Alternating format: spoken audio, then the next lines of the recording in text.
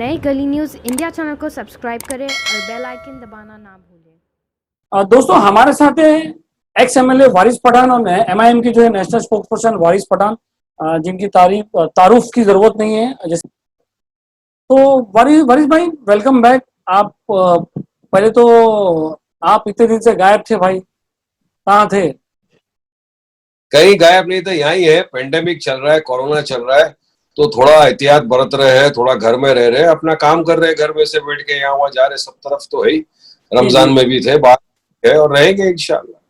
अच्छा वारिस भाई, आपका जो एक ट्वीट देखा हमने, आपने जो सीएमओ को किया है इसमें बकरे के, उसके बारे में कुछ बताएंगे क्या कहा आपने?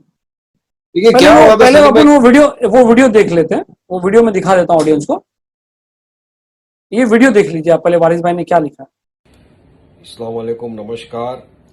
मेरा ये पैगाम महाराष्ट्र के मुख्यमंत्री जनाब श्री उद्धव जी ठाकरे साहब के नाम है। सर, जैसा कि आप जानते हैं कि ईद उल अजहा बकरी ईद 1 अगस्त को होनी है, तो काफी लोगों ने ऑनलाइन बुकिंग भी कर दी थी। आपने गाइडलाइंस इशू किया था कि अगर जानवर खरीदना है कुर्बानी के लिए तो आप ऑनलाइन भी खरीद सकते हैं। तो काफी लोगों ने बुकिंग कर दी। अब काफी जानवर जो है वो ट्रक्स में भरकर आके रुक गए हैं महाराष्ट्र की बॉर्डर पर। महाराष्ट्र की जो पुलिस है वो उनको अंदर आने की इजाजत नहीं दे रही है। 2-3 दिनों से लगातार लोग परेशान हैं, हमको भी फोन किए जा रहे हैं, सोशल मीडिया के ऊपर भी वायरल है वीडियोस। वहां देखा जा रहा है कि ट्रक्स के अंदर बकरे भरे पड़े हैं। कल रात को वीडियो आया जिसमें दिखाया कि काफी बकरों की जानें चले गई, मर गए काफी बकरे। तो सर, इस तरह से तो काफी लोगों को नुकसान हो जाएगा। जिस किसान ने बकरों को पाला, ट्रांसपोर्ट करके यहां तक लाया और मार्केट में अब वो बेच नहीं सकता, तो उसको कितना बड़ा नुकसान होगा। और बकरा नहीं आने की वजह से यहां लोग कुर्बानी नहीं कर सकेंगे। सर, जिन्होंने बुकिंग किया उनको नुकसान हो जाएगा। लिहाजा मेरी आपसे एक अदबन गुजारिश है, रिक्वेस्ट है कि आप फौरी तौर से एक आदेश जारी करें कि जितने भी ट्रक्स महाराष्ट्र के बॉर्डर पर बाहर से आए हुए हैं, जिनमें ये जानवर हैं कुर्बानी के, आप प्रॉपर प्रोसीजर फॉलो करिए इमीडिएटली, लेकिन उनको अंदर आने की अनुमति दी जाए, वरना सर सबको बहुत भारी नुकसान हो जाएगा। बहुत लोग वहां परेशान हैं। मैं आपसे उम्मीद करता हूं, राज्य के लोगों को आपसे उम्मीद है कि आप फौरी तौर से स्टेप्स लेंगे और इंश्योर करेंगे कि बकरों की मौत नहीं हो और वो कुर्बानी के लिए अपनी अपनी जगह महाराष्ट्र के अंदर आ जाए और सबके नुकसान से बच जाए। सर, बहुत बहुत शुक्रिया, धन्यवाद। जय हिंद, जय महाराष्ट्र। ये ऐसा था कि सलीम भाई, 2-3 दिन से हम लोगों को लगातार फोन आते जा रहे हैं लोगों के कि वारिस भाई, सीएम साहब ने गाइडलाइंस निकाला कि आप ऑनलाइन में भी बकरे की कुर्बानी खरीद सकते हो, कुर्बानी के लिए बकरे। हम लोगों ने बकरे खरीदे ऑनलाइन पे और काफी बकरे मगर आकर महाराष्ट्र की बॉर्डर पे रुक गए। महाराष्ट्र की जो पुलिस है उसको उधर अलाउड नहीं कर रही है। अब कल रात का एक वीडियो आया जिसमें बताया कि बकरों की वहां पे जाने चले गई, कुछ बकरे मर गए जी, अलाउड नहीं हो रहा है महाराष्ट्र में। तो अब इसका नुकसान होगा। अब जिन लोगों ने इतने सालों से बकरों को पाला, उसको ट्रांसपोर्ट किया, ऑनलाइन में बेचा, और वो जब आके डिलीवरी देने जा रहे हैं तो आप उनको अलाउड नहीं कर रहे हो, तो हमारे गरीब किसानों का नुकसान होगा। और अगर बकरा कुर्बानी के लिए नहीं आएगा महाराष्ट्र के अंदर बॉर्डर से, तो ये कुर्बानी कैसे करेंगे? ईद किस तरह बनाई जाएगी? और राइट टू प्रैक्टिस रिलीजन तो आप सबको पता है, आर्टिकल 25 संविधान ने हमको बताया है। बिल्कुल सही बात है कि हमको सोशल डिस्टेंस मेंटेन रखना चाहिए, प्रॉपर हाइजीन मेंटेन रखना चाहिए, मास्क पहनना चाहिए, तो पूरा पालन करते हैं हम लोग। मगर इस तरह से वहां पर रोक देना बकरों को और सबको नुकसान देना, तो हमने महाराष्ट्र के सीएम से एक निवेदन किया, एक हमने उनसे गुजारिश की, रिक्वेस्ट की कि आप फौरी तौर से एक आदेश जारी करिए कि जितने भी बकरे ट्रक्स में आकर महाराष्ट्र की बॉर्डर पर रुके और जिसको अंदर आने की इजाजत नहीं दी जा रही है उसको इजाजत दी जाए, वरना बकरे मर जाएंगे, सबका नुकसान हो जाएगा। बस ट्वीट किया और आपका फोन आया, अभी आपके साथ में बात कर रहा हूं। हमको उम्मीद है महाराष्ट्र सरकार से कि जल्द से जल्द वो इस पर निर्णय लेंगे और इमीडिएटली वहां से बकरों को अंदर आने की इजाजत दी जाएगी। वारिस जी, एक बात बताइए, हमने आज एक मुहिम चलाई है जिसमें ये लिखा, हमने ये लोगों से सवाल किया है, क्या गवर्नमेंट में रह के जो मुस्लिम नेता है, जो गवर्नमेंट में मुस्लिम नेता है, क्या उनका प्रभाव जो है उनकी महाराष्ट्र विकास आघाड़ी सरकार पर नहीं है? ये लगता तो ऐसा नहीं है। देखिए, चलो इसको थोड़ा मॉडिफाई करते हैं, क्योंकि उसमें जितेंद्र अवार्ड साहब भी है और दूसरे लोग भी है। तो जो माइनॉरिटीज के जो नेता बन रहे हैं, जो मतलब अपने आप को कहते हैं, तो क्या उनका प्रभाव जो नहीं पड़ा? कि जो महाराष्ट्र के जो सो कॉल्ड सेक्युलर नेता अपने आप को बोलते हैं, तो ये तो सबसे पहले वही बहुत देर से जागे काम कर रहे हैं। मुझे ज्यादा उनके बारे में कुछ नहीं कहना है, लेकिन एक चीज तो ये है कि अभी शरद पवार साहब के साथ इन्होंने मीटिंग किया, एमआईएम को, मुझको तो बुलाया नहीं था। हाँ, और हमारा दूसरी सवाल बात ये उसमें था वारिस भाई, आप बोल दीजिए कि नेता इसके बाद में सवाल करता हूँ। सुने सलीम भाई, जो महाराष्ट्र के मुस्लिम नेता जो है, ये हम्म। कोई होते नहीं है डिसाइड करने वाले कि कुर्बानी किस तरह करना चाहिए, कैसे करना चाहिए। ये तो हमारे सरपरस्त है ना, हमारे सर पे मुफ्ती है, उलेमा इकराम है, बड़े जी बड़े जी। हमारे मौलाना है, वो डिसाइड करेंगे कि कुर्बानी किस तरह करनी चाहिए, कुर्बानी के फराइज क्या क्या है। तो ये नेता तो डिसाइड नहीं कर सकते, उलेमा को डिसाइड करने दो। आप लोग कौन होते हो सिंबॉलिक कुर्बानी करो? कैसा कर सकता है सिंबॉलिक कुर्बानी, बताइए आप मुझको सलीम भाई। क्या अब है बिल्कुल सिंबॉलिक कुर्बानी? काम वो करते हैं कि हमको खत्म करना है कोरोना, हमको सोशल डिस्टेंस रखना है, गाइडलाइंस का पालन करना है, मगर ये नेता नहीं डिसाइड करने वाले कि आप इसे कुर्बानी करिए। हमने तो सरकार से मांग किया है ना कि जो सिंबॉलिक वर्ड आपने डाला है हटाइए, उसको निकालिए, सिंबॉलिक कुर्बानी नहीं होती। और उलेमा और मुफ्ती डिसाइड करेंगे और किस तरह कुर्बानी करना हम करेंगे, उसको सरकार की गाइडलाइंस का पालन करेंगे। हम कायदा नहीं तोड़ना चाहते सलीम भाई। वारिस जी, एक बात समझ में नहीं आ रही है कि इतने दिनों से जब एसओपी बन रही थी, जब मीटिंग हुई, एमआईएम कहीं पर भी नहीं थी। आज अचानक 2 दिन पहले एमआईएम जो है सामने आई है इस मसले पर। कोई रणनीति, कोई प्लान? या पेपर नहीं पढ़ते हो या आप सोशल मीडिया को बराबर देखते नहीं हो सलीम भाई। आज से 15 से 20 दिन पहले मैं खुद निवेदन लेकर गया था, असलम शेख साहब हमारे मंत्री है, जो गार्डियन मिनिस्टर भी है, उनके पास में गया था। मैंने निवेदन दिया था, बताइए किस तरह से कुर्बानी करें। उन्होंने कहा था कि 3 दिन के अंदर हम एक एसओपी निकालेंगे, उसमें सारी गाइडलाइंस आ जाएगी। चीज पेपरों में भी आई, मीडिया में भी चला काफी। तो ऐसा नहीं है कि हम हमारी तरफ से रिप्रेजेंट नहीं कर रहे, पूरी तरह से हम लगे हुए हैं, डे 1 से पूरी तरह। मगर नहीं, मैं उस मीटिंग की बात कर रहा हूँ जिस मीटिंग में शरद पवार जी थे, जिस मीटिंग में जो कॉन्फ्रेंस हुई थी, ये जो मीटिंगें हो रही थी सब जगह एमएलए की और दूसरे मुस्लिम नेताओं की, उसकी बात कर रहा हूँ मैं। तो उसमें तो हमको नहीं बुलाया गया था, एमआईएम को ना मुझे बुलाया गया था, ना हमारे 2 सिटिंग एमएलए से उनको बुलाया। अब शरद पवार साहब ने पर्सनल तौर पे मीटिंग की थी, उन्होंने कहा था कि मैं देखूंगा, सीएम साहब से बात करूंगा, और उसका तो कुछ असर हुआ नहीं है। क्या लगता है आपको? शरद पवार जी बहुत बड़े नेता है, वारिस रोक दिया। वारिस भाई, शरद पवार जी बहुत बड़े नेता है, जैसे आपको पता है, सबको पता है, बहुत पावरफुल नेता है। उनके आश्वासन देने के बाद भी कोई प्रॉपर गाइडलाइंस नहीं आई, कुछ भी नहीं आया। क्या लगता है कि शरद पवार जी का भी जो प्रभाव है वो महाराष्ट्र विकास आघाड़ी पे कम पड़ा, या वो नहीं चाहते हैं? यही सवाल हमने आशिम भाई से भी किया था। शरद पवार जी जो है ये महाराष्ट्र विकास आघाड़ी का एक हिस्सा है, अब वो सरकार में है। अब उनको एक स्टेप लेना चाहिए ना। चलिए, सबसे पहले तो उनको ये स्टेप लेना चाहिए कि जो ट्रक्स वहां पे खड़े हुए, जहां पे बकरों की जाने जा रही है, जिनको अंदर आने नहीं दिया जा रहा है, इनको तो खाली एक आदेश जारी करना है। अगर शरद पवार जी एक फोन उठा के फोन कर देंगे महाराष्ट्र डीजी को, तो इमीडिएटली वहां से बकरों को आने दिया जाएगा। पर क्यों नहीं कर रहे हैं ये लोग, चलिए बताइए। आज 3 दिन से हम लोग लगे हुए हैं लगातार। पूरी एमआईएम की टीम, आज भी आपने देखा कि हमारी एमआईएम टीम की लेडीज विंग है, वो भी वहां जाकर खड़ी हुई है चेक नाके पे कि वारिस जी, ये लेडीज जो है, ये इनका नाम है, इनका नाम है, अभी हमने उनका वो भी चलाया कि लेडीज विंग अचानक इतना एक्टिव कि लेडीज जाके वहां पर वो कर रही है।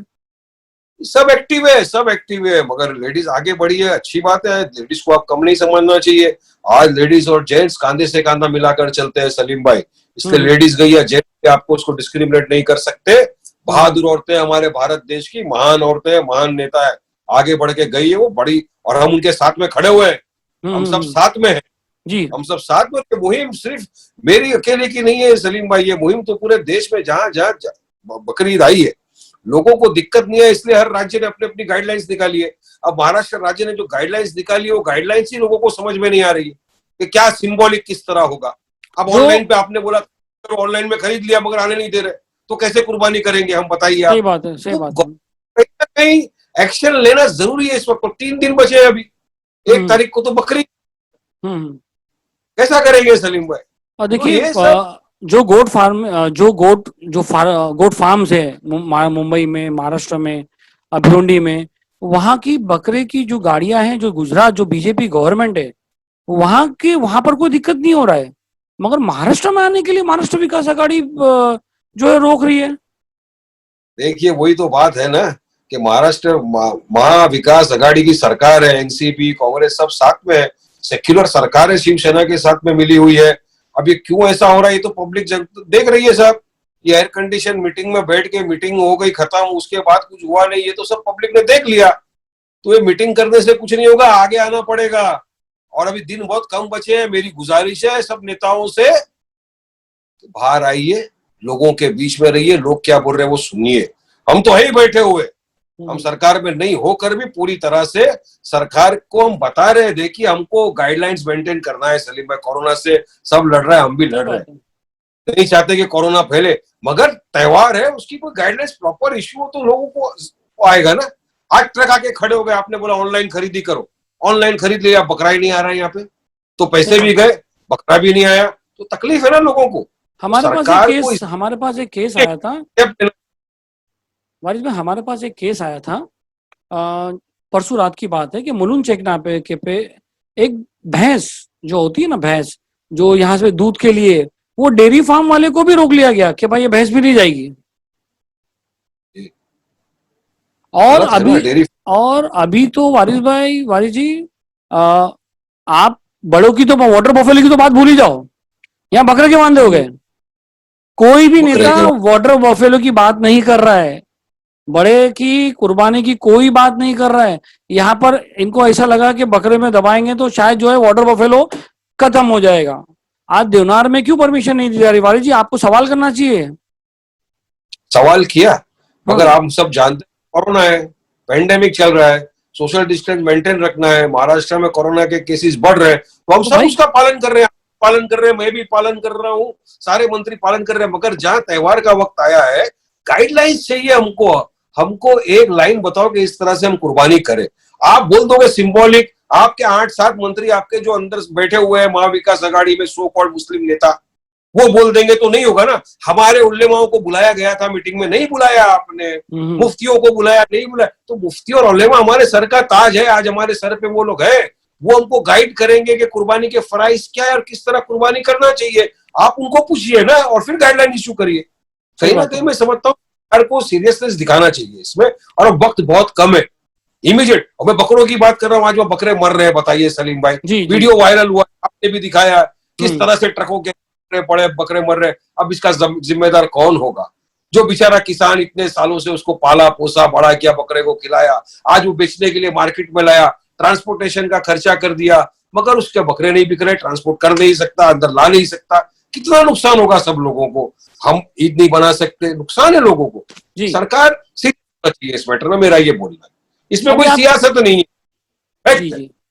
अभी इसमें आपकी क्या रणनीति रहेगी, एमआईएम की क्या रणनीति की? 3 दिन बचे हैं, आपकी एक टीम वहां पर भूख हड़ताल पर बैठी हुई है, आप लोग अब क्या करेंगे? देखिए हमारा एहतजाज है, हम ये चाहते हैं, सरकार से हम रिक्वेस्ट भी कर रहे हैं। मैंने भी अपनी वीडियो के जरिए, ट्वीट के जरिए सीएम साहब से रिक्वेस्ट किया है, अदबन रिक्वेस्ट किया हाथ जोड़ के कि आप एक ऑर्डर इमीडिएट निकालिए कि सबसे पहले तो जो जानवर ट्रक्स में भरे हुए हैं और जो बॉर्डर पे अटके हुए हैं महाराष्ट्र के, जिनको आने नहीं दिया जा रहा है, उनको पहले आने दिया जाए, वरना वो सब मर जाए। जी वारिस भाई, वो आज कुर्बानी होगी। जी वारिस भाई, हमने देखा है कि हम आपके साथ रह चुके हैं और आपके साथ एक फोटो हुई थी कि आप फडणवीस साहब की कुर्सी पे बैठे थे जब वो सीएम थे और वो दूसरी कुर्सी पे बैठे थे, याद है फोटो?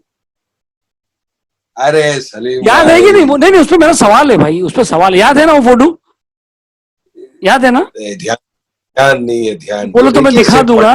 सुनिए, हमारा सवाल सुनिए पहले।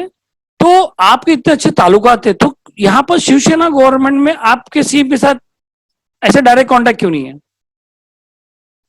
देखिए ताल्लुकात तो ऐसे, हमारे राज्य के सीएम थे फडणवीस साहब, आज हमारे राज्य के सीएम है उद्धव ठाकरे साहब, और महाराष्ट्र राज्य के लोगों को उद्धव ठाकरे साहब से बहुत सारी उम्मीदें हैं कि वो उनकी उम्मीदों पे खरा उतरेंगे, उनके साथ न्याय करेंगे, इंसाफ करेंगे।